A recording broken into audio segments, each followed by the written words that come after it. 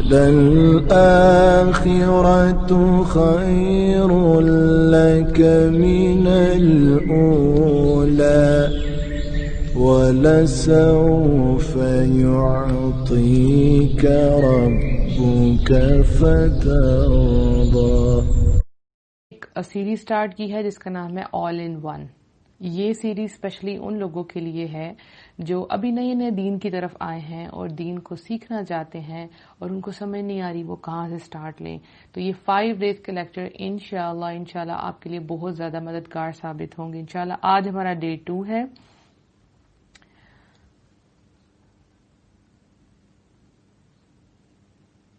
السلام علیکم منیبا پا، میں کل بہت پریشان ہوئی کہ مجھے نہیں کلاس مل رہی اور میری آج کی کلاس مس ہو گئی۔ 6:45 تک ویٹ کرتی رہی میں اور آن لائن رہی فیس بک پہ۔ اللہ سبحانہ تعالیٰ آپ کے انتظار کا آپ کو بہترین اجر دے۔ کل کچھ پرابلم تھی جس کی وجہ سے میں آن لائن نہیں آ سکی، لیکچر نہیں ڈیلیور کر سکی، لیکن انشاءاللہ اب لگاتار ہمارے 5 ڈیز ہوں گے۔ آج ڈے 2 ہے اور آج کا ٹاپک بہت بہت انٹرسٹنگ ہے اور آپ نے اس کو سیریس ہو کے لینا ہے۔ اور پھر میں آپ کو وہی بات کہوں گی کہ اپنے پاس کاپی پینسل رکھ لیں، امپورٹنٹ پوائنٹس نوٹ کر لیں یا ایٹ لیسٹ لکھ لیں جو اس وقت آپ کے ذہن میں آتا ہے کہ اس بات کے اوپر میں نے عمل کرنا ہے یا یہاں میں نے غلطی کی تھی۔ ٹھیک ہے، تو ہم سٹارٹ کرتے ہیں۔ رب اشرح لی صدری ویسر لی امری واحلل عقدۃ من لسانی یفقہوا قولی رب زدنی علما اللہم فقہنا فی الدین آمین۔ فرسٹ ڈے میں ہم نے یہ ڈسکس کیا تھا کہ وہ کیا کیا غلطیاں ہیں جو ہم کرتے ہیں دین کی طرف آنے کے بعد، یا وہ کیا وسوسے ہیں جو ہمیں تنگ کرتے ہیں، وہ کیا پرابلمز ہیں جن کو ہم فیس کرتے ہیں۔ آج جو لیکچر ہے وہ کس کے اوپر ہے، اس کو سمجھنے کے لیے پہلے آپ کو ایک ایگزامپل سمجھنی پڑے گی۔ دیکھیں، جب آپ اسکول میں تھے یا آپ یونیورسٹی کالج میں تھے تو آپ نے دیکھا ہوگا کہ کچھ سبجیکٹ ہوتے ہیں جو کمپلسری ہوتے ہیں، ٹھیک ہے، لازمی جن کو کہتے ہیں، اور ان میں جو پاس ہوتا ہے وہی نیکسٹ لیول میں پروموٹ ہوتا ہے، اور اس میں اگر سپلی آ جائے، فیل ہو جائے انسان، اور باقی جو دوسرے سبجیکٹ ہیں جو کمپلسری نہیں ہیں، الیکٹیو ہیں، ان میں وہ کلیئر کر بھی جائے پھر بھی وہ آگے پروموٹ نہیں ہو سکتا، رائٹ؟ تو دین میں بھی کچھ ایسی چیزیں ہیں جو کمپلسری ہیں جن کو سمجھنا بہت ضروری ہے، باقی چیزیں بھی ہیں لیکن اگر آپ ان میں فیل ہو جاتے ہیں تو ہم جنت میں نہیں جا سکتے۔ تو اسلامی تعلیمات کا ایک ایسا حصہ ہے جس کو ہم آج ڈسکس کریں گے، یعنی یہ وہ بنیاد ہے جس پر ایمان لائے بغیر کوئی شخص جنت میں نہیں جا سکتا، ٹھیک ہے؟ یعنی اب آپ دین کی طرف آگے اور آپ باقی سارے کام کر رہے ہیں، لیکن اگر آپ اس فرسٹ سٹیپ میں فیل ہو جاتے ہیں، اس کمپلسری سبجیکٹ میں آپ کے پاسنگ مارکس نہیں آتے، تو آپ جنت میں نہیں جا سکتے۔ اور ان کو کیا کہتے ہیں، ان سبجیکٹس کو کہہ لیں یا اس بنیاد کو کیا کہتے ہیں، اسے کہتے ہیں عقائد یا ایمانیات۔ یہ جو چیزیں ہیں ان کی درستگی، ان پر ایمان بہت ضروری ہے، جسے ہم عقیدہ بولتے ہیں نا، تو اس کو درست ہونا بہت ضروری ہے، ٹھیک ہے؟ اسلام کے شروع کے جو دور تھے اس میں جو عورتیں تھیں ان کے عقائد بہت اچھے ہوتے تھے، اسٹرانگ تھے، لیکن اگر آج ان کو کمپیئر کریں آج کی عورتوں کے ساتھ تو یہ درست نہیں ہے، ان میں اصلاح کی بہت ضرورت ہے۔ اب دیکھیں، جو مرد ہے نا ان کو بہت سی اپرچونٹیز ملتی ہیں اپنے عقیدوں کو درست کرنے کے لیے، رائٹ؟ یا آپ یہ کہہ لیں آسان لفظوں میں اپنے کانسیپٹس کلیئر کرنے کے لیے، ٹھیک ہے؟ یہ وہ بیس ہے، وہ بنیاد ہے، اگر یہ خراب ہو گئی تو آپ کے سارے معاملات خراب ہیں۔ آپ کہیں کسی اور سبجیکٹ میں جتنی مرضی محنت کر لیں، یہ ٹھیک نہیں تو آپ پریشان ہیں۔ یعنی ہمیں کتنی پریشانیاں جو روز فیس کرنی پڑتی ہیں اور ہم مطمئن نہیں ہوتے، اس کی نسبت جن کا یہ کانسیپٹ کلیئر ہوتا ہے وہ آپ کو بہت مطمئن نظر آتے ہیں اپنی لائف میں، ٹھیک ہے؟ اسی کو ہم نے ڈسکس کرنا ہے۔ اب دیکھیں، مرد جو ہے وہ مسجد میں جاتے ہیں، ٹھیک ہے، جمعے کا خطبہ بھی سنتے ہیں اور دینی پروگراموں میں حصہ بھی لیتے ہیں، ٹھیک ہے؟ ایسے موقع عورتوں کو ذرا کم ملتے ہیں۔ تو اور دوسری بات ہے کہ ارد گرد جہالت اور کفر اتنا زیادہ ہے کہ جو خواتین ہیں وہ بہت زیادہ ان کے جو عقائد ہیں وہ بگڑ جاتے ہیں. ٹھیک ہے. اور تیسری بات یہ کہ عورتیں خود بھی دین کے معاملے میں غفلت کرتی ہیں. یعنی اگر ان کو شاپنگ پہ جانا ہے، اپنی چیزیں خریدنی ہے، تو اس میں وہ بہت تحقیق کرتی ہیں. کوئی بھی چیز ہو اس کے بارے میں وہ جانتی ہیں، لیکن دین کو سمجھنے کے لیے ان کے پاس ٹائم ہی نہیں. یا وہ کہتی ہیں ہمیں کون سکھائے. تو آج آپ کو یہ چیزیں ان سیریز کے تھرو سمپل سٹیپس میں سکھائی جا رہی ہیں. اب آپ یہ نہیں کہہ سکتی کہ مجھے یہ نہیں تھا پتا کہ کہاں سے سٹارٹ لینا ہے. ٹھیک ہے. آپ کو مین چیزیں بتائی جا رہی ہیں. اب اگر آپ لاپرواہی کرتی ہیں تو پھر یہ آپ کی اپنی غلطی ہے. اس کے بعد اگر آپ بے چین ہوتی ہیں، آپ کو سمجھ نہیں آتی، تو پھر یہ آپ کی اپنی غلطی ہے. آپ کو موقع فراہم کیا جا رہا ہے. ٹھیک ہے. اب دیکھیں کہ الحمدللہ اب چونکہ آن لائن سلسلے کافی زیادہ ہیں، آپ کو بہت زیادہ مٹیریل یوٹیوب پہ مل جاتا ہے، بکس بھی ہیں، تو آپ کو کیا کرنا ہے، ان کو پڑھنا ہے اور دین کو سیکھنا ہے. ٹھیک ہے. اور دوسری بات یہ ہے کہ دنیا کی تعلیم بھی ضرور حاصل کرنی ہے. اب دیکھیں آپ ولیج ایریا کی طرف چلے جائیں، گاؤں ایریا کی طرف دیکھیں، تو وہاں پہ عورتیں چونکہ پڑھی لکھی نہیں ہیں، تو وہ اسلامک جو سٹف ہے یا بکس ہیں، آن لائن لیکچرز ہیں، وہ نہ سن پاتی ہیں صحیح طرح سے، ان کو سمجھ آتی ہے، نہ ہی وہ پڑھ پاتی ہیں. تو آپ نے دنیا کی تعلیم حاصل کرنی ہے اس لیے تاکہ آپ کی دنیا اور آخرت بہتر ہو سکے، آپ اچھے طریقے سے دین کو سمجھ سکیں. اس لیے اپنی دنیا کی تعلیم پہ بھی آپ نے بہت زیادہ دھیان دینا. اور یہ میں ہمیشہ کہتی ہوں کہ آپ نے اس کو نگلیکٹ نہیں کرنا کہ آپ بولیں کہ نہیں ٹھیک ہے صرف میں قرآن ہی پڑھوں گی. دیکھیں قرآن میں جہاں پہ غور و فکر کی بات آتی ہے، ٹھیک ہے، تو جو انسان صحیح طرح سے پڑھا ہوا نہیں ہے، آپ دیکھیے سائنس کا دور ہے، اگر آپ سائنس کو بھی پڑھتے ہیں اور ساتھ آپ قرآن کو پڑھتے ہیں تو آپ کا ایمان بہت ہائی ہو جائے گا انشاءاللہ. جو اللہ سبحانہ تعالیٰ آپ کو مثالیں دیں گے وہ آپ کو بہتر طریقے سے سمجھ آئیں گی.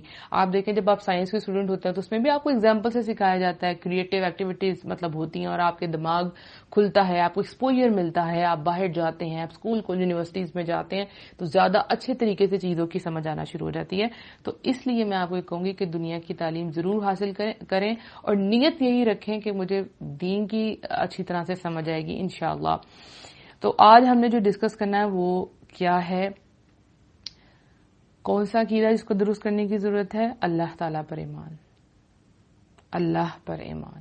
یہ عقیدہ یعنی پختہ ایمان ہونا بہت ضروری ہے. ٹھیک ہے. اور آج ہم 3 ایگزامپلز لیں گے ہسٹری میں سے جو عورتوں کی ہوں گی ایگزامپلز انشاءاللہ، تاکہ آپ اپنے آپ کو ان کو ریلیٹ کر سکیں اپنے آپ کو اس کے ساتھ اور سمجھ سکیں کہ ہماری زندگی میں اس طرح کے معاملات آتے ہیں تو ہمیں کیا کرنا ہے. اب دیکھیں جو نبی تھے، ٹھیک ہے، جو رسول تھے یا ان کی جو ازواج تھی، ان کی بیویاں تھیں، ان کو جو آزمائشات آتی تھی وہ ایکسٹریم درجے کی ہوتی تھی، یعنی وہ بہت ہائی انٹینسٹی ہوتی تھی ان کی. لیکن ہمارے ساتھ جو معاملات پیش آتے ہیں وہ اتنے زیادہ پیچیدہ نہیں ہوتے.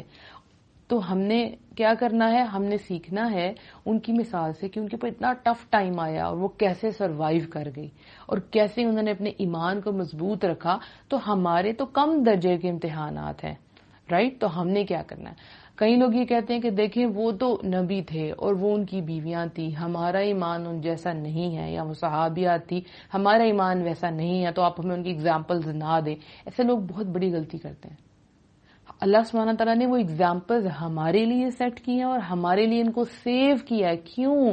تاکہ ان مثالوں سے ہم سمجھ سکیں. ان کے اوپر جو آزمائشات آئی تھی وہ بڑی تھی، لیکن وہ بھی انسان تھے. ٹھیک ہے. تو ہم نے اپنے آپ کو ریلیٹ کرنا ہے کہ ہم بھی انسان ہیں لیکن ہمارے پہ کم درجے کی آزمائشات آتی ہیں. تو جیسے وہ سٹینڈ انہوں نے کیا اور اللہ نے جیسے ان کو مثال بنائے، انشاءاللہ ہم نے بھی اسی طرح سٹینڈ لینا ہے. ٹھیک ہے. تو اللہ تعالیٰ پر پختہ ایمان بہت ضروری ہے. یہ آپ کا فرسٹ کانسیپٹ ہے جس کو آپ کو کلیئر کرنا بہت ضروری ہے. میں آپ کو ایسے لے کے چل رہی ہوں کہ میرے لیے آپ بالکل نیو ہے دین میں اور آپ کو بیبی سٹیپس کے ساتھ میں نے آگے لے کے جانا ہے انشاءاللہ. اب آپ کا کیا عقیدہ ہونا چاہیے ایک عورت کا؟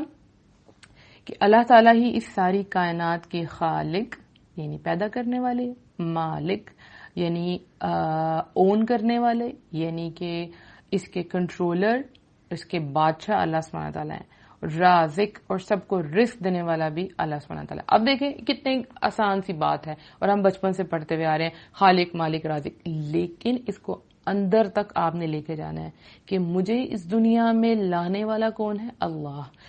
میری جو زندگی اور موت ہے وہ کس کے ہاتھ میں؟ اللہ کے ہاتھ میں. یعنی کہ اگر کوئی انسان کہے کہ میں تمہاری جان لے لوں گا اگر تم نے یہ کام نہ کیا، تو آپ کو یاد رکھنا ہے کہ اس کے ہاتھ میں میری جان نہیں ہے. یعنی لوگ دھمکاتے ہیں، پریشان کرتے ہیں، دین میں آنے کے بعد بھی کسی طرح کی آپ کو آزمائشات فیس کرنی پڑتی ہیں، کیسے بھی حالات. آپ نے تو یاد رکھنا ہے کہ میرا خالق کون ہے؟ اللہ. آپ کو پتہ ہے جب یہ کانسیپٹ کلیئر ہوتے ہیں نا، ہم نڈر ہو جاتے ہیں، بے فکر ہو جاتے ہیں کہ کوئی میرا کچھ نہیں بگاڑ سکتا. کسی کے ہاتھ میں بندوق ہے، چاقو ہے، چھرا آپ کے سامنے وہ لے کے کھڑے ہو، آپ کے گلے کے اوپر بھی وہ رکھ دے، لیکن اللہ کا حکم نہیں ہونا تو آپ کی جان نہیں نکل سکتی. تو یہ تو انسان کو بڑا اسٹرانگ کر دے گا. ٹھیک ہے، اور وہ اللہ کے علاوہ انسان کسی پر ڈپینڈ نہیں کرے گا. اور پھر اس کے بعد اللہ مالک ہے. اس پوری دنیا کا مالک اللہ سبحانہ تعالیٰ ہے، بندے مالک نہیں ہے. انسان کو اللہ تعالیٰ نے چھوٹے چھوٹے اختیارات دیے ہیں. کسی کو ایک سٹی کا اختیار دے دیا، کسی کو ایک گھر کا اختیار دے دیا، کسی کو کسی فیکٹری کا اختیار دے دیا. تو انسان سمجھتا ہے کہ وہی مالک ہے اور وہ سب کچھ بھول جاتا ہے. اور پھر جو ان کے انڈر لوگ کام کرتے ہیں وہ بھی سمجھتے ہیں کہ یہی ہمارے مالک ہے، ان کے ہاتھ میں ہی سب کچھ ہے. نہیں، سب کچھ اللہ کے ہاتھ میں. اللہ جب چاہے جس چیز کو چاہے اکھاڑ پھینکے اور جہاں سے مرضی چاہے آپ کو عطا کر دے. تو آپ نے یاد رکھنا ہے کہ میرا مالک اللہ ہے. اللہ نے میرے تمام معاملات کو سدھارنا ہے، سنوارنا ہے. تو مجھے اللہ سے ہی مانگنا ہے. اور اللہ ہی رازق ہے. نمبر 3 کہ رزق کس نے دینا؟ اللہ نے دینا. آپ کیا کرتے ہیں؟ آپ کوشش کرتے ہیں، یعنی اسباب اختیار کرتے ہیں. جیسے ایک مثال دی جاتی ہے کہ صبح جب پرندے نکلتے ہیں، ابھی دیکھیں اس وقت آپ کو آواز آ رہی ہوگی، مجھے بھی ونڈو کے بیک سائڈ سے آواز آ رہی ہے. یہ صبح صبح نکل آتی ہیں، چہچہاتی ہیں اور خوراک کی تلاش میں نکل آتی ہیں. یہ نکلتی ہیں، یہ ان کا سورس ہے جو اختیار کرتی ہیں. ٹھیک ہے، اسباب ہیں. اور اس کے بعد توکل کس پہ ہوتا ہے؟ اللہ کی ذات پہ ہوتا ہے کہ اللہ سبحانہ تعالیٰ مجھے عطا کریں گے. تو جب ان کو یقین ہے کہ رازق اللہ ہے، اور جب یہ واپس جاتی ہیں گھروں میں تو حالی چونچ کے ساتھ جاتی ہیں، پیٹ بھرے ہوتے ہیں، کچھ بھی سٹور نہیں کرتی. اور ہمارے گھروں میں سب کچھ، مہینے کا بھی سب کچھ سٹور ہوتا ہے، اس کے باوجود ہم پریشان ہوتے ہیں، پتہ نہیں آگے کیا ہونے والا ہے. تو یقین رکھنا کہ اللہ رازق ہے، لیکن اسباب اختیار کرنے ہیں. یہ نہیں کہ سب کچھ چھوڑ چھاڑ کے بیٹھنا ہے، آپ نے اپنی کوشش کرنی ہے، اللہ آپ کو عطا کرے گا. یعنی سپوز آپ کو ایک جاب چاہیے تو آپ گھر بیٹھ کے کہیں کہ میں یہ ڈیزرو کرتی ہوں، میری ڈگری یہ ہے تو مجھے ضرور جاب ملے گی، تو آپ گھر بیٹھ کے انتظار کریں کہ اللہ رازق ہے. نہیں، اللہ رازق ہے، لیکن کوشش آپ کو کرنی ہے. پھر اللہ سبحانہ تعالیٰ وہ آپ کو عطا کریں گے. آپ کہیں پہ اپنی سی وی ڈراپ کرتے ہیں، آپ اپلیکیشن بھیجتے ہیں اور پھر آپ کو کال آتی ہے، تو جو آپ کے لیے بہتر ہوتا ہے وہ ہو جاتا ہے. تو رازق اللہ کی ذات ہے، رزق اللہ نے دینا. اسی طرح سے جب کسی کی اولاد نہیں ہوتی یا ان کو فائنینشیل پرابلمز ہیں، جاب نہیں ہے یا اچھے رشتے نہیں ہیں، تو یاد رکھنے کہ سب رزق میں آتا ہے. محبتیں، رشتے، سب کچھ رزق میں آتا ہے. تو آپ نے یاد رکھنا کہ رازق اللہ ہے.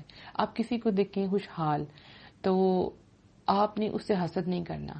آپ نے یاد رکھنا ہے کہ اللہ نے رزق کو ڈسٹریبیوٹ کیا ہوا ہے، سب کو، کسی کو زیادہ دیا، کسی کو کم دیا، لیکن حکمت کے تحت، رینڈملی نہیں دیا. اللہ سبحانہ تعالیٰ جانتا ہے کہ کس کو کس حالت میں رکھا جائے تو اس کا ایمان مضبوط رہے گا. کچھ لوگ ایسے ہیں کہ اگر ان کو غربت ملے تو ان کا ایمان وہ کھو دیتے ہیں، اور کچھ لوگ ایسے ہیں کہ اگر ان کو مال آ جائے تو بھی وہ اپنے ایمان کو کھو دیتے ہیں. تو اللہ جانتا ہے کن کو زیادہ پیسے دینے ہیں، کس کو کم دینے ہیں، کسی کو درمیانے درجے پہ رکھنا ہے. ہمیں کیا کرنا ہے؟ ہمیں اللہ سے راضی رہنا ہے جو بھی اللہ سبحانہ تعالیٰ نے ہمیں دیا ہے، اور اللہ سے مانگنا بھی ہے.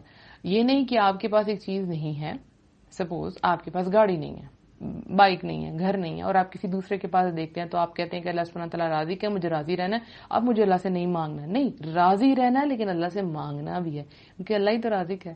پھر آپ دیکھیں کہ جب آپ یہ سوچیں گے اللہ نے مجھے عطا کرنا ہے تو آپ بندوں کے آگے ہاتھ نہیں پھیلائیں گے، آپ صرف اللہ سے مانگیں گے، چھپ چھپ کے، رو کے، گڑ گڑا کے، کہ مجھے تو اللہ سبحانہ تعالیٰ نے دینا ہے تو اللہ ہی مجھے دے گا. میرے سارے بند دروازے کھولنے پہ قادر وہی ہے، میری تقدیر کے فیصلے اس کے ہاتھ میں ہیں. وہ جو تمام لاک لگے ہوئے ہیں، وہ جو تمام پریشانیاں ہیں، اس کی ساری چابیاں اللہ کے ہاتھ میں ہیں. وہی رازق ہے، وہی مالک ہے، وہی خالق ہے. یہ کانسیپٹ آپ کے کلیئر ہو گئے تو انشاءاللہ آپ کی بہت سی پریشانیاں حل ہو جائیں گی. آپ نے یاد رکھنا ہے کہ میں بیمار ہوتی ہوں تو اللہ ہی کی مرضی سے مجھے شفا ملتی ہے. آپ ڈاکٹر کے پاس جاتے ہیں، میڈیسن ضرور لیتے ہیں، لیکن آپ نے یاد رکھنا ہے کہ اس میڈیسن میں شفا کون ڈالے گا؟ اللہ سبحانہ تعالیٰ۔ ایک ہوتا ہے آپ ٹوٹلی میڈیسن پہ ڈیپینڈ کرتے ہیں کہ میں پیناڈول کھاؤں گی تو ٹھیک ہوں گی، نہیں، آپ اس باب اختیار کرتے ہیں لیکن یاد رکھتے ہیں کہ شفا کون دے گا؟ اللہ سبحانہ تعالیٰ دے گا۔ یہ ایمان ہونا چاہیے آپ کا۔ پھر اس کائنات کا سارا نظام کس کے ہاتھ میں ہے، کس کے کنٹرول میں؟ اللہ سبحانہ تعالیٰ کے ہاتھ میں ہے۔ آپ دیکھیں جیسے کرونا وائرس آیا یا ارتھ کوئک آ جاتا ہے یا سیلاب آ جاتا ہے تو انسان سوچتا ہے اتنی مشکل آ گئی، ایسا کیوں ہو گیا؟ تو آپ کو دعائیں تو مانگنی ہیں، تو پھر یہ بھی یاد رکھنا کہ اس کو کنٹرول کرنے والا کون ہے؟ اللہ سبحانہ تعالیٰ۔ تو یہ حکمت کے تحت ہوا ہے، یہ اس طرح نہیں ہوا، کوئی بھی چیز اللہ سبحانہ تعالیٰ نے بے فضول پیدا نہیں کی، ٹھیک ہے۔ پھر اس کے بعد یہ بھی یاد رکھنا ہے کہ اللہ سبحانہ تعالیٰ جس کو چاہے اولاد نوازے، جس کو چاہے وہ بانجھ رکھے، ٹھیک ہے، جس کو چاہے وہ خوشحال بنائے، جس کو چاہے وہ تنگ دست رکھے، وہ ہمارا خالق ہے، وہ مالک ہے، ہم اس کے بندے ہیں اور ہم غلام ہیں اللہ سبحانہ تعالیٰ کے۔ ہمیں اللہ کا حکم ماننا ہے، اللہ کی عبادت کرنی ہے اور اسی کے آگے ہم نے سجدہ ریز ہونا ہے، یہ ہم پر لازم ہے۔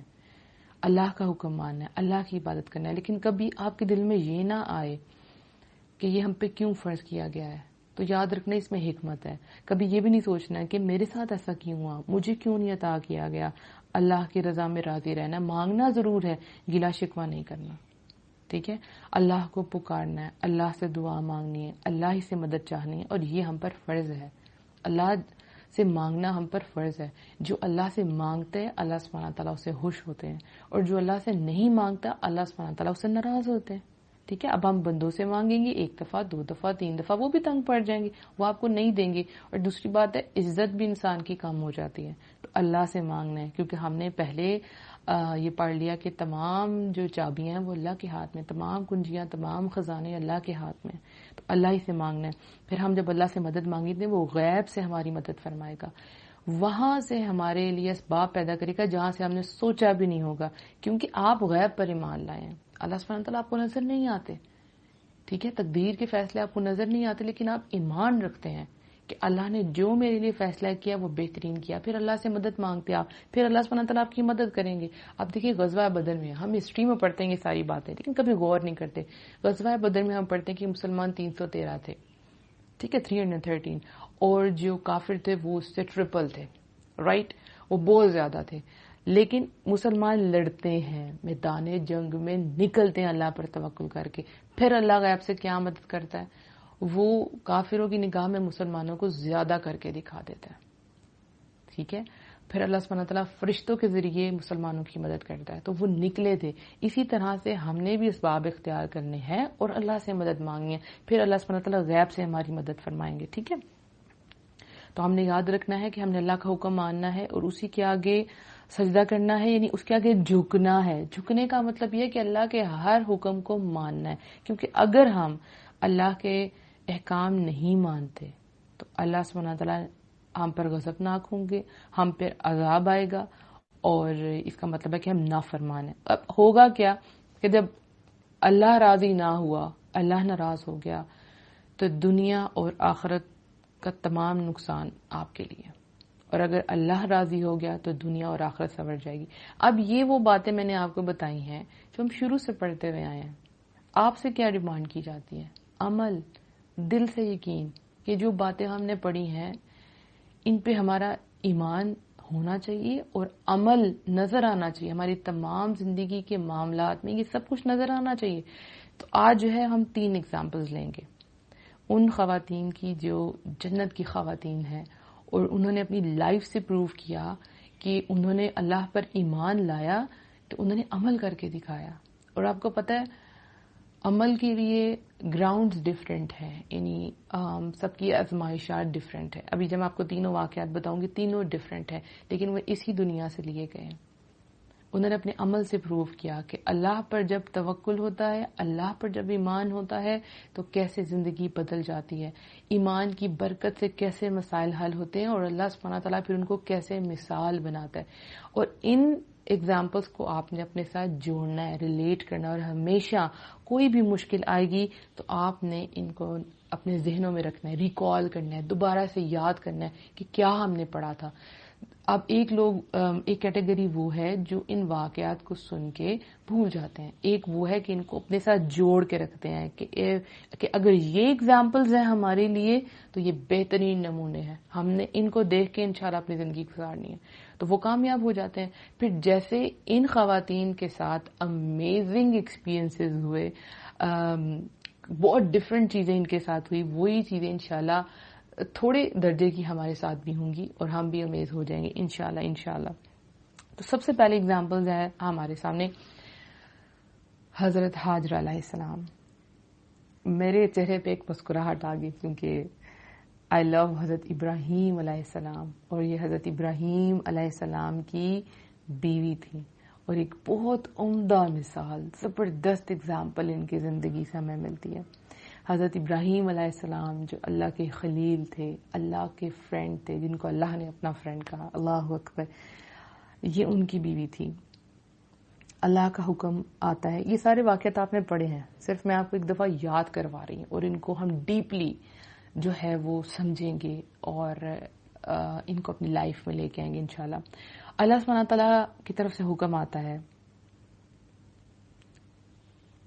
کہ حضرت ہاجرہ علیہ السلام اور جو چھوٹا سا بچہ ہے حضرت اسماعیل علیہ السلام، ان دونوں کو وادی جو ہے مکہ اس میں چھوڑا ہے، جو اس وقت کیا تھا، صحرائی جنگل تھا، مطلب صحرا تھا، ڈیزرٹ تھا، جہاں کوئی انسان نہیں بستا تھا، کوئی مکان موجود نہیں تھا، کوئی ایسی جگہ نہیں تھی کہ اگر وہاں کوئی آفت آئے تو انسان اپنے آپ کو سیو کر سکے۔ اللہ کا حکم آتا ہے کہ آپ اپنے بچے اور اپنی بیوی کو وہاں چھوڑائیں۔ میں آپ کو بتاتی چلوں کہ حضرت اسماعیل علیہ السلام حضرت ابراہیم علیہ السلام کی بہت زیادہ دعاؤں کے بعد پیدا ہوئے تھے۔ ان کی جو فرسٹ وائف تھی حضرت سارہ علیہ السلام، ان سے بھی اولاد نہیں ہوئی تھی، تو یہ ان کی اولاد تھی۔ آپ سوچیں، آپ کا فرسٹ بیبی ہو، آپ نے ریلیٹ کرنا نا، اور آپ کوئی ایسی مجبوری ہو جائے کہ وہ آپ سے دور ہو جائے، کچھ بھی ہو سکتا ہے اللہ کے حکم سے۔ سم ٹائم لڑکیوں کے مس کیریجز ہو جاتے ہیں، سم ٹائم میاں بیوی میں مس انڈرسٹینڈنگ ہو جائے، طلاق تک نوبت آ جائے تو ہسبینڈ بچوں کو لے کے چلے جاتے ہیں، کچھ بھی ایسا ہو سکتا ہے، اپنے آپ کو ریلیٹ کرنا آپ نے۔ اب یہ اللہ کا حکم ہوا کہ ان کو چھوڑائیں صحرا میں۔ اب یہ جو پورا سین ہے اس کو آپ نے اپنی نگاہوں میں لے کے آنا ہے، اس کو محسوس کرنا ہے، تبھی آپ کا ایمان بڑھے گا انشاءاللہ۔ ڈیزرٹ، صحرا، کچھ بھی نہیں ہے، کوئی پانی کھانے کی کوئی چیز نہیں ہے، اللہ کا حکم ہوتا ہے کہ اپنی اہلیہ کو، اپنی بیوی کو اور بچے کو اس صحرا میں چھوڑاؤ، فوراً حکم مان لیتے ہیں۔ کچھ کھجورے اور پانی کا ایک مشکیزہ آپ کہہ لیں، انگلش میں آپ کہہ لیں جیسے جگ آف واٹر، ٹھیک ہے، اور کچھ کھجورے، یہ دونوں چیزیں بیوی اور بچے کو دے کے واپس آنے لگتے ہیں۔ بچہ چھوٹا ہے، وہ نہیں پوچھ سکتا کہ بابا جان اتنی گرمی میں آپ ہمیں چھوڑ کر کہاں جا رہے ہیں، لیکن جو بیوی ہیں وہ نیک اور وفادار ہیں، اور وہ اپنے شوہر پہ پورا اعتماد ہے ان کا، اور جب شوہر چلتا ہے تو وہ بھی ان کے ساتھ چل جاتی ہیں، ان کے حکم کو تسلیم کرتی ہیں۔ اب حضرت ابراہیم علیہ السلام اپنی بیوی اور بچے کو اس جگہ پہ چھوڑ آتے ہیں جہاں پر اب اللہ کا گھر آباد ہے، رائٹ، ایگزیکٹ اس پوائنٹ پہ جا کے ان کو چھوڑ آتے ہیں، اور ان کو کھانے کا جو کھجورے اور پانی وہ دے آتے ہیں، ٹھیک ہے، اور ان کو سلام کر کے واپس کو چل پڑتے ہیں۔ اب ایک اکیلی خاتون ہے، صحرا ہے، اور چھوٹا سا بچہ ساتھ ہے، تو ظاہر ہے وہ پریشان ہوئی، ٹھیک ہے، ایک فطری چیز ہے، اور اپنے شوہر کو پیچھے سے آواز دیتی ہیں، اے میرے سرتاج ابراہیم، آپ ہمیں تنہا چھوڑ کر کہاں جا رہے ہیں؟ تو حضرت ابراہیم علیہ السلام کوئی جواب نہیں دیتے، وہ پھر کوشچن پوچھتی ہیں، ظاہر ہے کہ بے سہارا چھوڑ کر جا رہے ہیں، نہ انسان ہے، نہ مکان ہے، نہ کھانے پینے کو کچھ ہے، تو وہ دوبارہ کوشچن کرتی ہیں اور وہ آگے سے جواب نہیں دیتے۔ تو حضرت ہاجرہ علیہ السلام سمجھ جاتی ہیں کہ یہ ابراہیم کا فیصلہ نہیں ہے بلکہ اس کے رب کا فیصلہ ہے، ٹھیک ہے۔ تو اب کی بار وہ حضرت ابراہیم علیہ السلام سے کہتی ہیں، کیا اللہ تعالیٰ نے آپ کو ایسا حکم دیا ہے، یعنی ایسا کرنے کا حکم آپ کو اللہ سبحانہ تعالیٰ نے دیا ہے؟ تو حضرت ابراہیم علیہ السلام نے کہا ہاں۔ تو حضرت ہاجرہ نے فرمایا کہ پھر اللہ تعالیٰ ہمیں ضائع نہیں کرے گا، یہ کہہ کر حضرت ہاجرہ پیچھے واپس آ گئی.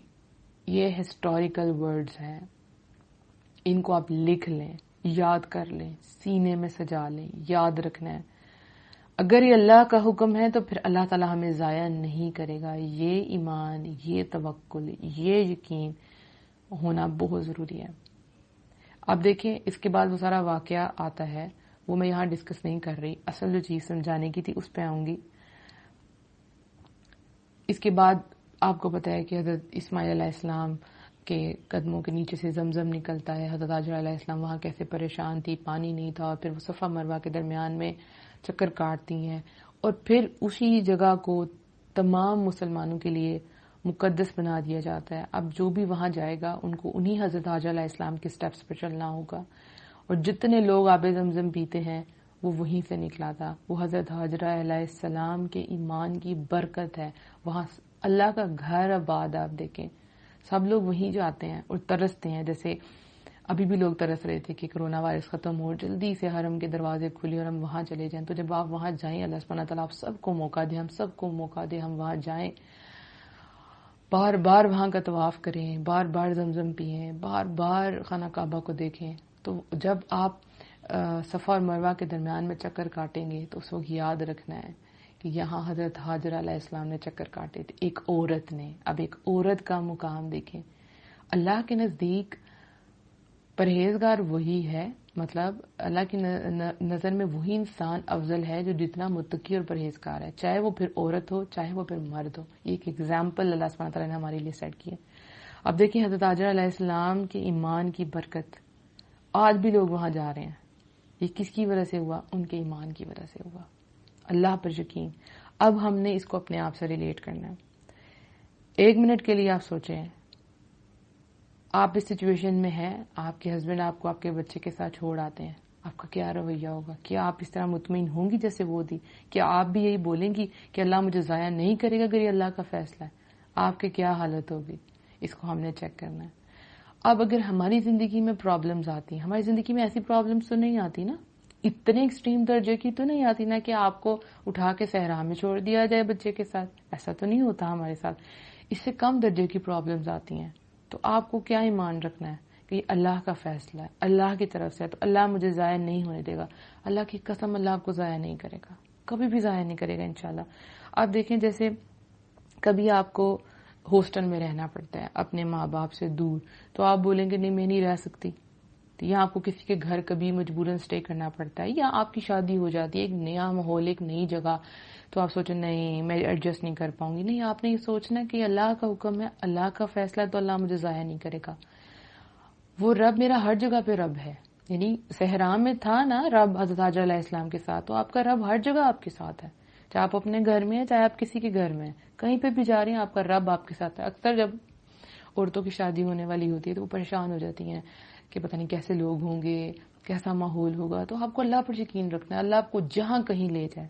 ٹھیک ہے، کبھی آپ کو ہو سکتا ہے کسی غیر اسلامی ملک میں جانا پڑ جائے، تو آپ سوچیں کہ نہیں مجبوری ہو سکتی ہے نا، تو آپ سوچیں کہ اب میں وہاں کیسے ایڈجسٹ کروں گی. نہیں، اللہ آپ کے ساتھ ہے، ہر جگہ پہ اللہ آپ کے ساتھ ہے.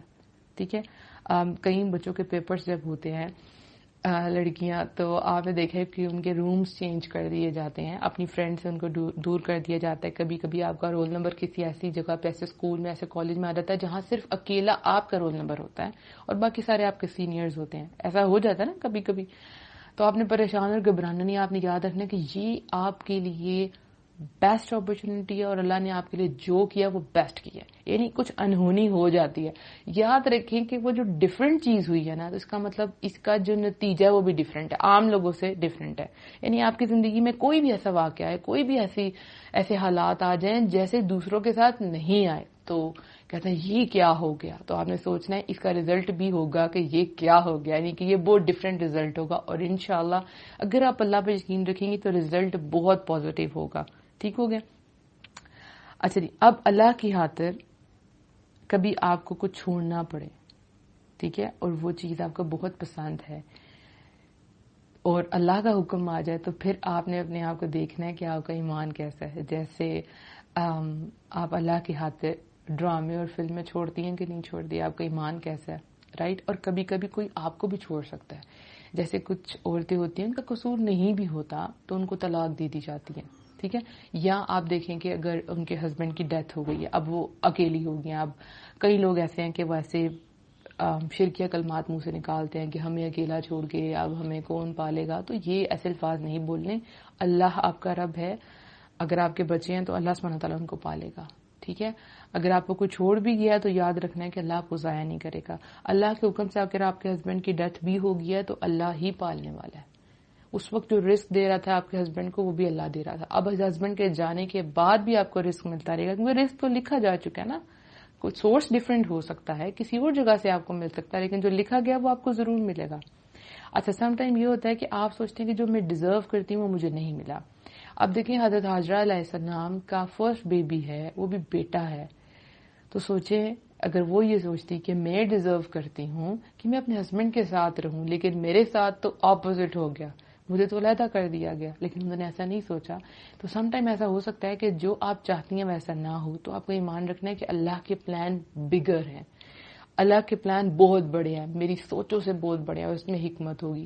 وہ سچویشن ٹف ضرور ہوگی. یاد رکھیں کہ جب آپ دین میں آتے ہیں تو آپ کے ٹیسٹ لیے جاتے ہیں. یہ سٹیپس ہیں، جیسے بالکل سیڑھیاں ہیں، اس کے سٹیپس ہیں، سٹیئرز ہیں. اس کے بعد آپ اوپر والے پورشن میں چلے جاتے ہیں. نہیں کہ جیسے آپ دیکھیں گراؤنڈ فلور پہ ہیں آپ، نیچے اب آپ کو فرسٹ فلور پہ جانا ہے اوپر، تو آپ سیڑھیاں چڑھ کے اوپر جائیں گے، اڑ کے تو نہیں جا سکتے.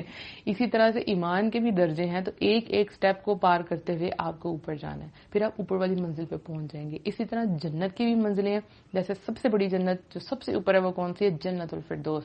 تو جو جتنا عمل کرے گا وہ اتنا اوپر چلے جائے گا. تو آپ نے آزمائشوں سے گھبرانا نہیں ہے. اللہ سے آزمائش نہیں مانگنی، اللہ سے عافیت کا سوال کرنا ہے.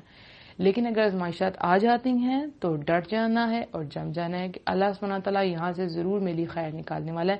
تو خیر نکلے گی. جس طرح حضرت حاجرہ علیہ السلام کے ایمان کی برکت سے وہ جنگل آباد ہو گیا، وہاں اللہ کا گھر اب موجود ہے. تو جب آپ کے ساتھ کچھ ایسا ہوتا ہے اور آپ ڈٹ جاتی ہیں، جم جاتی ہیں، مقابلہ کرتی ہیں، تو انشاءاللہ آپ کو بھی ایکسٹرا آرڈنری ریوارڈ ملے گا انشاءاللہ. یہاں تک آپ کو کلیئر ہو گیا؟ اب ہم اگلی اگزامپل لیتے ہیں، ٹھیک ہے، اور اس کو اپنے آپ سے ریلیٹ کرتے ہیں. پہلے ذرا مجھے یہ میسج کریں کہ آپ لوگ فریش ہیں کہ نہیں، اور جتنا میں نے سمجھایا ہے کیا آپ کو اس کی سمجھ آئی ہے کہ نہیں، اور مجھے پتا چلے کہ آپ لوگ جاگ رہے ہیں یا اس وقت آپ آدھی نیند میں ہیں، کیونکہ میں نے آپ کا لیکچر صبح صبح رکھا ہے. تو ذرا مجھے میسج کریں تاکہ مجھے تسلی ہو کہ آپ لوگ اٹینٹو ہیں.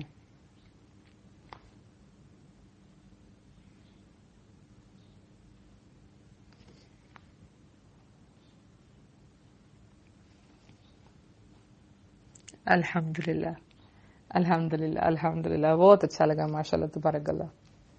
الحمدللہ آپ لوگ فریش ہیں تو پھر مجھے بھی اچھا لگ رہا ہے. جب میں اسٹوڈنٹس کو پڑھاتی تھی تو جب مجھے لگتا تھا کہ میرے اسٹوڈنٹس جو ہیں وہ ڈل ہو رہے ہیں تو مجھے مزہ نہیں آتا تھا، ٹھیک ہے.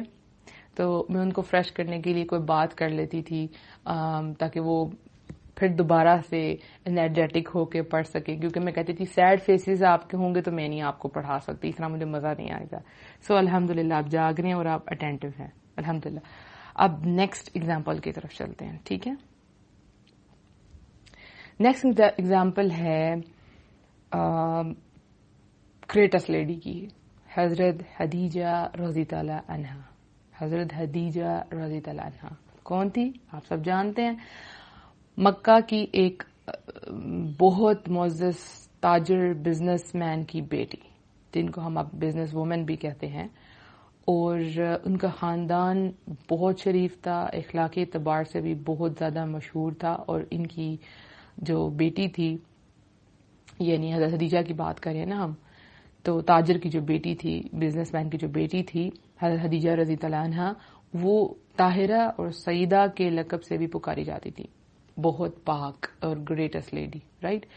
اب حضرت خدیجہ رضی اللہ عنہ کی جو ہے رضی اللہ عنہ کی پہلے ایک شادی ہوتی ہے، اور پھر ان کے ہسبینڈ کی ڈیتھ ہو جاتی ہے، پھر ان کی دوسری شادی ہوتی ہے، پھر ان کے ہسبینڈ کی ڈیتھ ہو جاتی ہے، پھر ان کی جو تیسری شادی ہے وہ کس سے ہوتی ہے؟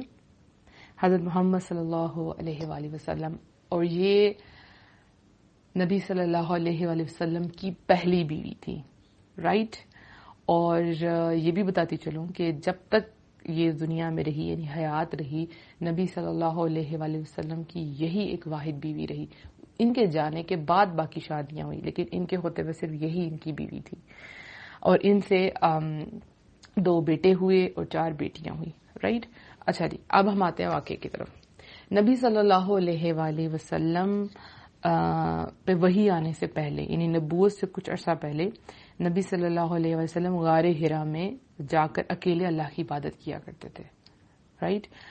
اور اسی غار حرا میں ایک وقت ایسا آیا، وہ دن آیا جب پہلی وحی آئی. حضرت جبرائیل علیہ السلام وحی لے کر آپ کے پاس آئے.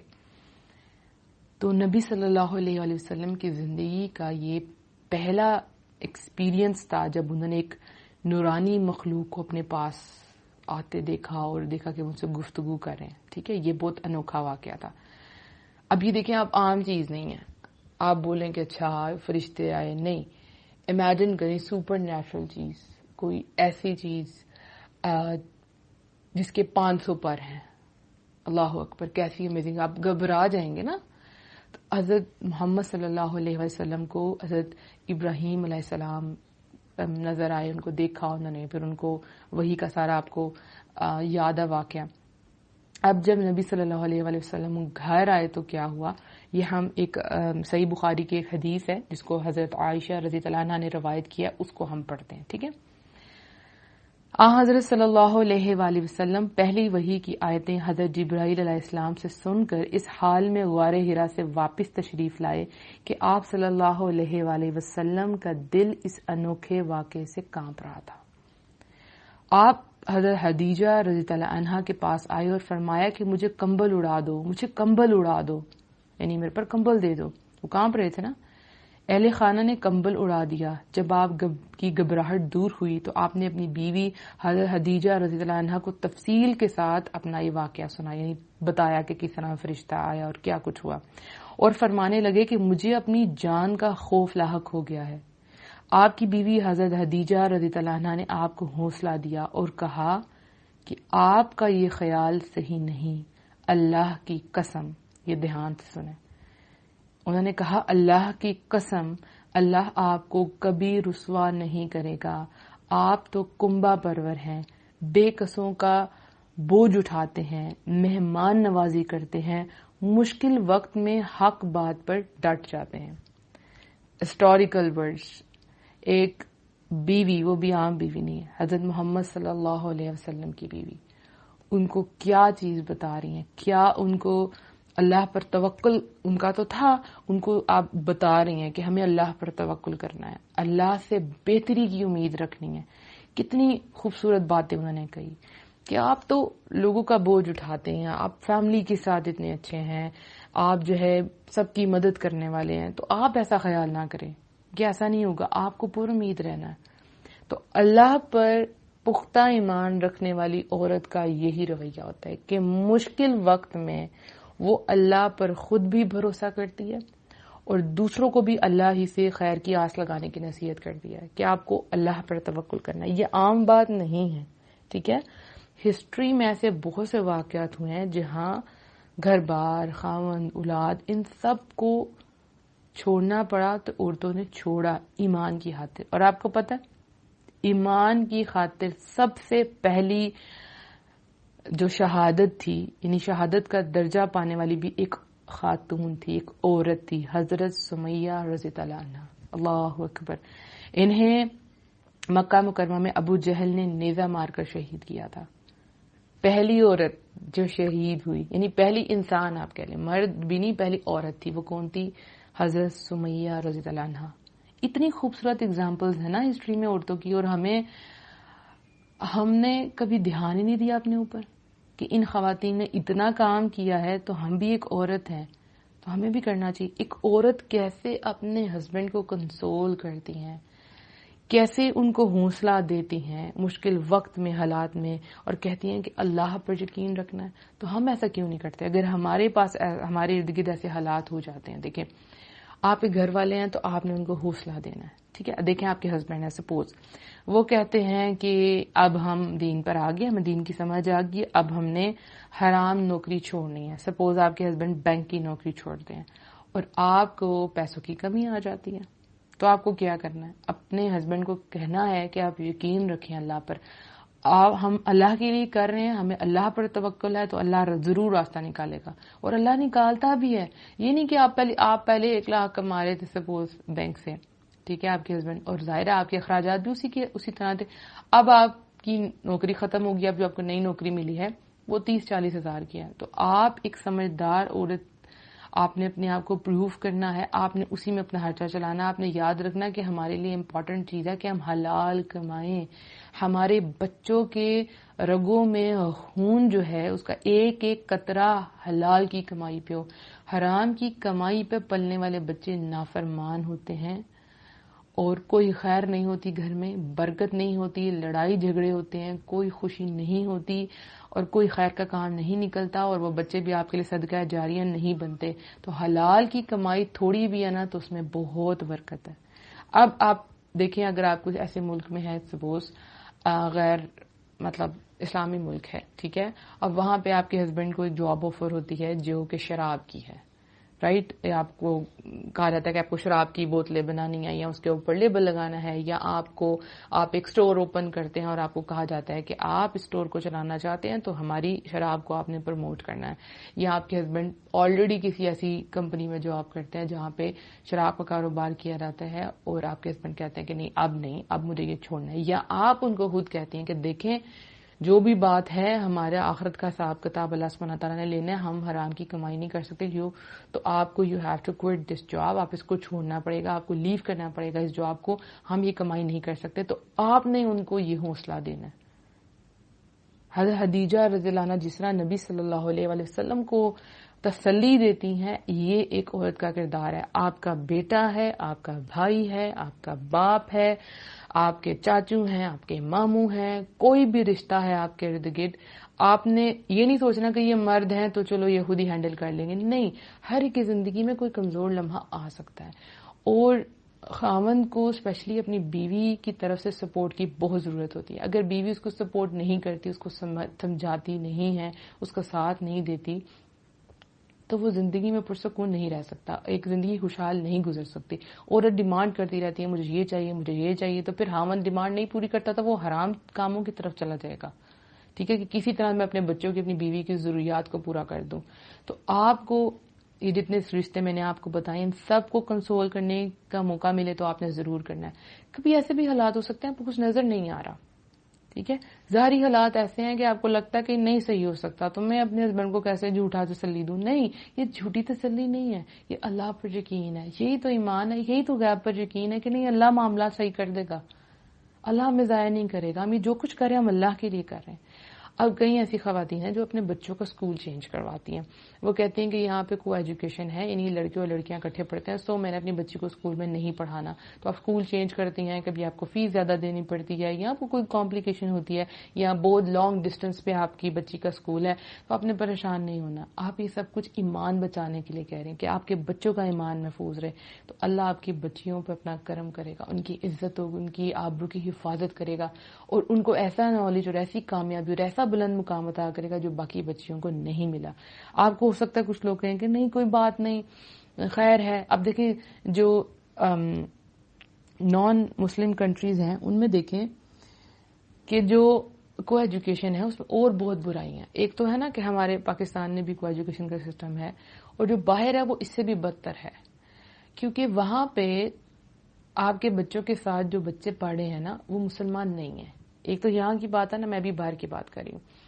اب وہ جو بچیاں ہیں وہ مسلمان ہیں، سپوز جو لڑکے ہیں وہ غیر مسلم ہیں، ان میں حلال حرام کی تمیز نہیں ہے، وہ ان کو مطلب جائز ناجائز کا کوئی علم نہیں ہے، ان کو بس یہ پتا ہے کہ ہم اپنی ضرورت پوری کرنی ہے۔ ان کے لیے بچی کو ہگ کرنا یا اس کو کس کرنا یا اس کو ہینڈ شیک کرنا یا ان کو آؤٹنگ پہ لے جانا، یہ ان کے لیے ایک نارمل چیز ہے، یعنی آپ سمجھ لیں ان کے کلچر کا حصہ، وہ یوز ٹو ہو گیا، انہوں نے اپنے ارد گرد اپنے ماں باپ کو بھی ایکسٹرا مطلب افیئرز رکھتے ہوئے دیکھا ہے، ان کے لیے چیز نارمل، کے لیے برائی نہیں، لیکن آپ کے بچوں کے لیے یہ چیز نارمل نہیں ہے، ٹھیک ہے۔ تو ایسے موقع پر اگر آپ اپنے بچے کو کسی اچھے اسکول سے اٹھا کے کسی نارمل اسکول میں بھیجتی ہیں اور آپ کو کوئی کہتا ہے کہ نہیں وہاں پہ یہ ڈگری ملنے والی تھی، تو آپ اس کو چھوڑ کے آتی ہیں تو آپ نے یقین رکھنا ہے کہ آپ نے اپنے بچے کے ایمان کو بچا لیا. آپ کا بچہ کسی ایسی جگہ پہ پڑھتا ہے، اگر آپ کا بیٹا ہے اور اس کے ساتھ جو لڑکے ہیں وہ مطلب ڈرگز لیتے ہیں، وہاں پہ سمپل بات ہے یہ، ٹھیک ہے نا، اور وہ آپ کے بچے کو بھی لے جاتے ہیں باہر، آپ کو نہیں پتا، آپ تو سمجھ رہے ہیں کہ بچے ہینگ آؤٹ کے لیے باہر چلے گئے ہیں اور وہاں پہ ان کو کسی بھی نشے پہ لگا دیتے ہیں، تو آپ کا بچہ تو گیا، اس کی دنیا اور آخرت برباد ہوگی. سو آپ کو ایمان بچانے کے لیے اگر ایسی ہجرتیں کرنا پڑی تو آپ کو کرنی ہے، ٹھیک ہے، اور ان کو بڑے پیار اور بڑے اچھے طریقے سے سمجھانا ہے. اگر پہلے وہ نہیں بھی مانتے تو انشاءاللہ ان دا لانگ رن کو سمجھ آ جائے گی کہ ہماری ماں نے جو کچھ بھی کیا، ہمارے باپ نے جو کچھ بھی کیا وہ ہماری بہتری کے لیے کیا، کیونکہ اگر ایمان ہے تو زندگی صحیح ہے. اب دیکھیں میرے پاس تو مطلب ڈیلی بیسس پہ ایسے واقعات آتے ہیں جو اور لڑکیاں باہر رہتی ہیں، ٹھیک ہے، اب جب وہ وہیں ان کی اپ برنگنگ ہوئی ہے وہ مسلم ہے لیکن وہ یوز ٹو ہو گئی تھی بے حیائی کی، تو جب وہ برا کام کر لیتی ہیں تو ان کو بعد میں بے چینی ہو جاتی، کیونکہ کوئی بھی مسلمان ہے نا جب وہ برا کام کرتا ہے تو اس کو دل میں پتا ہوتا ہے، گلٹ ہوتا ہے کہ جو میں نے کیا وہ غلط ہے. کیونکہ مسلم گھرانے میں پیدا ہوئے ہیں تو کچھ نہ کچھ تو کانسیپٹ گھروں میں تھے، پتا تھا. اب وہ لڑکیاں اپنے گھر والوں سے شیئر نہیں کر پاتی کہ ہم باہر کیا کر کے آئی ہیں، ٹھیک ہے، تو جب وہ مجھ سے شیئر کرتے ہیں مجھے بتاتی ہیں تو پھر میں سوچتی ہوں کہ دیکھیں ایمان نہیں ہے، آپ نے اگر اللہ کی باؤنڈریز کی حفاظت نہیں کی تو آپ بے چین ہیں. وہ لڑکیاں بے چین رہتی ہیں، فرسٹریٹڈ رہتی ہیں، ڈپریشن میں چلی جاتی ہیں کہ ہم نے کیا کر دیا. سو ایمان کی حفاظت بہت بہت ضروری ہے. سو یہاں سے اس ایگزامپل سے ہمیں یہ چیز سیکھنے کو ملتی ہے کہ ہمیں ہر موقع پر اپنے گھر والوں کو، اپنے بچوں کو، ہمارے ارد گرد ہمسائے ہیں، کوئی بھی پریشانی میں ہم سب کو ہم نے کنسول کرنا ہے اور صبر کی تلقین کرنی ہے. وَتَوَاصَوْا بِالْحَقِّ وَتَوَاصَوْا بِالصَّبْرِ. آپ کسی کے گھر جاتے ہیں، کسی کا کوئی فوت ہو جاتا ہے، کسی کا کوئی بزنس کا لاس ہو جاتا ہے، کسی کے گھر ڈاکہ ڈل جاتا ہے، کسی کی اولاد کی ڈیتھ ہو جاتی ہے، تو آپ کا کام وہاں بنتا ہے کنسول کرنے کا، مطلب ان کو تسلی دینے کا، ان کو اللہ کو یاد کرنے کا. آپ نے ان کو ریمائنڈ کروانا ہے کہ اللہ آپ کے ساتھ ہے، آپ کے ساتھ کوئی ناانصافی نہیں، آپ صبر سے کام لیں، انشاءاللہ آپ کے لیے آگے اس کا بہت اجر ہے. تو یہ ایک عورت کا کردار ہے، یہ عورت کو پلے کرنا ہے. عورت ہی گھر کی بنیاد بناتی ہے، ٹھیک ہے.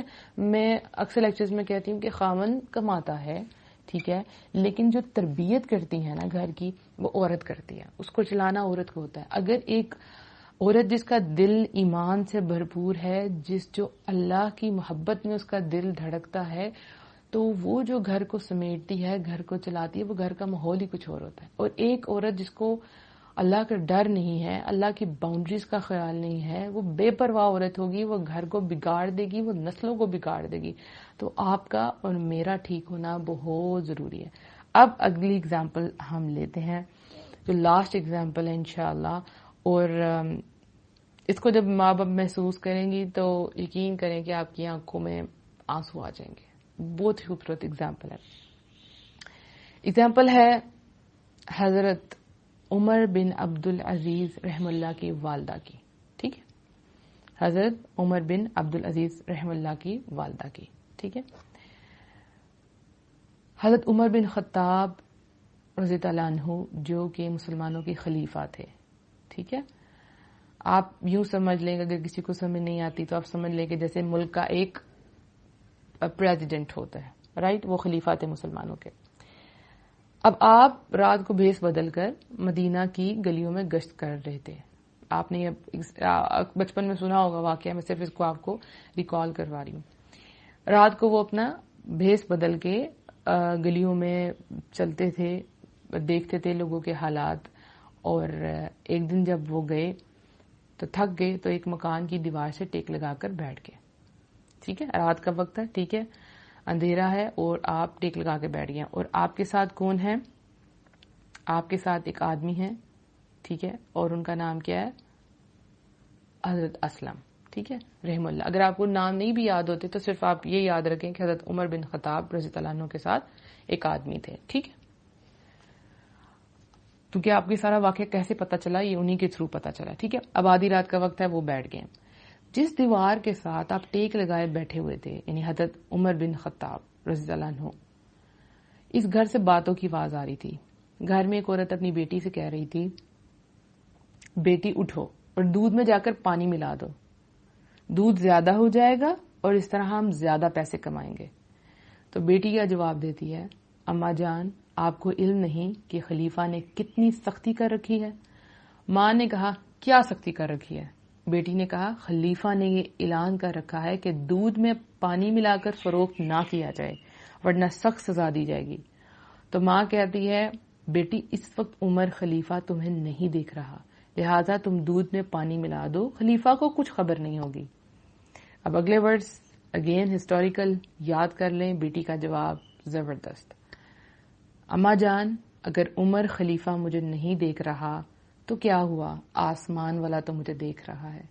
میں آپ کی بات مان کر آسمان والے کی مخالفت نہیں کر سکتی. اللہ اکبر. کوئی نہیں دیکھ رہا, خلیفہ بھی نہیں دیکھ رہا, ماں بھی کہہ رہی ہے چلو کر لو یہ گناہ, کچھ نہیں ہوتا. ایسے موقع انسان کو ملتے ہیں. سم ٹائم انسان بالکل اکیلا ہوتا ہے, کوئی اس کو دیکھنے والا نہیں ہوتا.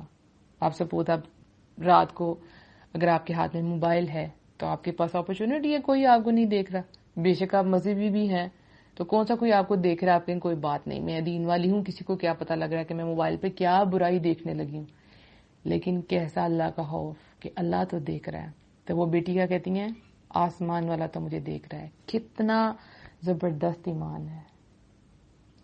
آپ کو پتا پھر کیا ہوتا ہے, حضرت عمر رضی اللہ عنہ جب یہ ساری گفتگو سنتے ہیں تو جو ان کے ساتھ آدمی تھے ان کو کہتے ہیں کہ مطلب ہم جس گھر میں گئے, جس گھر کی دیوار کے ساتھ ہم تھے ادھر جاؤ اور معلوم کرو ادھر کون لوگ رہتے ہیں, ان کا سربراہ ہے یا نہیں ہے, اور وہ بچی شادی شدہ ہے یا نہیں ہے. تو ان کے گھر جاتے ہیں, پتا چلتا ہے کہ وہ جو لڑکی تھی جس نے پانی ملانے سے انکار کیا تھا وہ غیر شادی شدہ, اس کی شادی نہیں ہوئی ہوئی, اور وہ جو عورت تھی جن کو کہتی پانی ملائے وہ اس کی ماں تھی. حضرت عمر رضی اللہ عنہ بہت متاثر ہوتے ہیں, انسپائر ہوتے ہیں اس لڑکی کے کردار سے, اور اپنے بیٹوں کو جمع کرتے ہیں اور کہتے ہیں کہ اب مجھے تو خواہش نہیں ہے نکاح کی, تو تم میں سے کون اس سے نکاح کرے گا. تو 2 آلریڈی میرڈ ہوتے ہیں, جو تیسرا ہے اس کا نکاح ہو جاتا ہے ان کے ساتھ.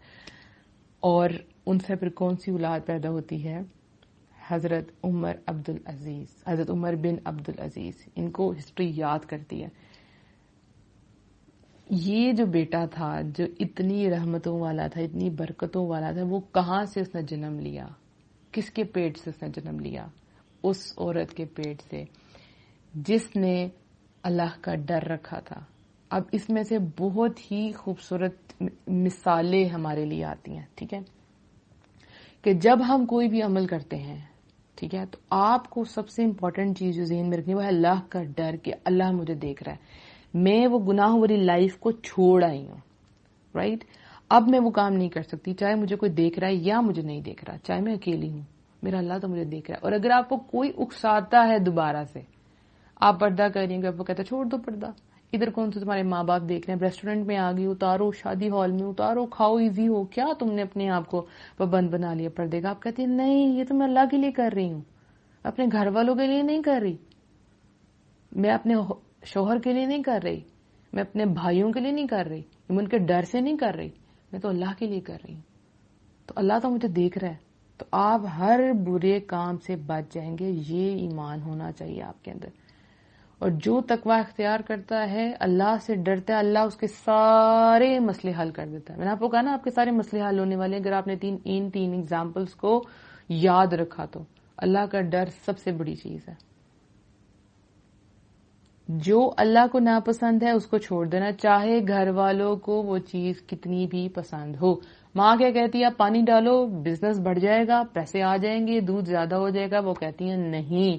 تو پھر دیکھیں رشتہ کہاں سے آتا ہے. اکثر عورتیں ہیں نا تو وہ سوچتی ہیں کہ مطلب ہم ایمان والی ہیں تو ہمارے گھر والوں میں اتنا ایمان نہیں ہے, تو کیا ہمیں ایک اچھا رشتہ ملے گا؟ ہم غریب ہیں, کیا کسی اچھے گھر سے ہمارا رشتہ آئے گا؟ تو یہ اگزامپل ہے, دودھ بیچنے والی عورت ہے, اللہ پر ایمان ہے, اللہ دیکھ رہا ہے, اور ان کا رشتہ کہاں سے آتا ہے؟ خلیفہ کے گھر سے. امیجن کریں نا آپ, پرائم منسٹر, پریزیڈنٹ, کوئی بہت بڑی ہستی جس کو آپ سوچتے ہیں سپوز, وہاں سے آپ کا رشتہ ہے تو آپ کی کیا حالت ہوگی؟ ٹھیک ہے.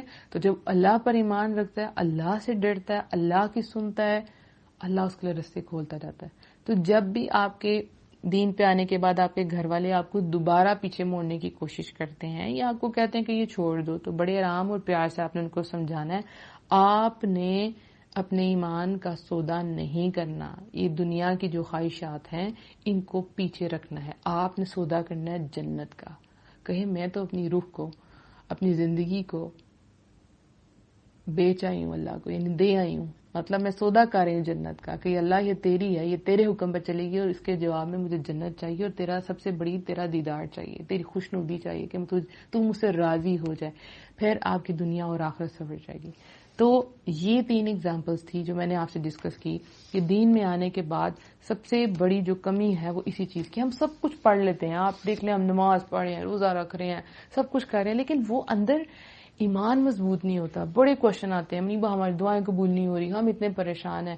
تو مجھے یہی بات سمجھ میں آتی ہے کہ ہمارے کانسیپٹس کلیئر نہیں کیے گئے۔ ہمیں کہا کہ اسلام کے ارکان ہے توحید، نماز، روزہ، حج، زکوٰۃ، لیکن کیا ہم نے توحید سکھایا بچوں کو؟ ہم نے بتایا کہ اللہ ایک ہے تو پھر اس کے کیا حق ہیں کہ اللہ ہمیں دیکھ رہا ہے، ہم نے اللہ کی ماننی ہے اور اللہ ہی خالق ہے، اللہ ہی مالک ہے، اللہ ہی رازق ہے۔ اصل توکل، اصل عقیدہ یہ ہے۔ اگر آپ کا یہ کلیئر ہو گیا تو انشاءاللہ آپ کے تمام مسئلے حل ہو جائیں گے۔ میں امید کرتی ہوں کہ آج آپ نے جو کچھ سیکھا ہے آپ اس پر عمل کریں گی اور اس پیغام کو آگے شیئر کریں گی۔ آپ اپنی فرینڈس کے ساتھ ڈسکس کریں اس بات کو، کہیں پہ بھی کوئی آپ خواتین دیکھتی ہیں جو پریشان ہیں ان کو ان ایگزامپل سے حوصلہ دیں اور ان کو تسلی دیں، ایک اچھی پروڈکٹیو محبت کرنے والی ایمان والی عورت بن جائیں۔ اللہ سبحانہ تعالیٰ آپ سب سے قبول فرمائے، آپ سب کے لیے آسانیاں پیدا کرے اور ہمارے تمام مسائل کو حل کر دے۔ اللہ سبحانہ تعالیٰ آپ سب سے راضی ہو، آپ سب کو خوش کر دے اور آپ اللہ سبحانہ تعالیٰ سے راضی ہو جائیں، اللہ تعالیٰ آپ کے تمام مسائل کو حل کر دے۔ اپنا بہت سا خیال رکھیے گا۔ وآخر دعوانا ان الحمد للہ رب العالمین۔ السلام علیکم ورحمۃ اللہ وبرکاتہ۔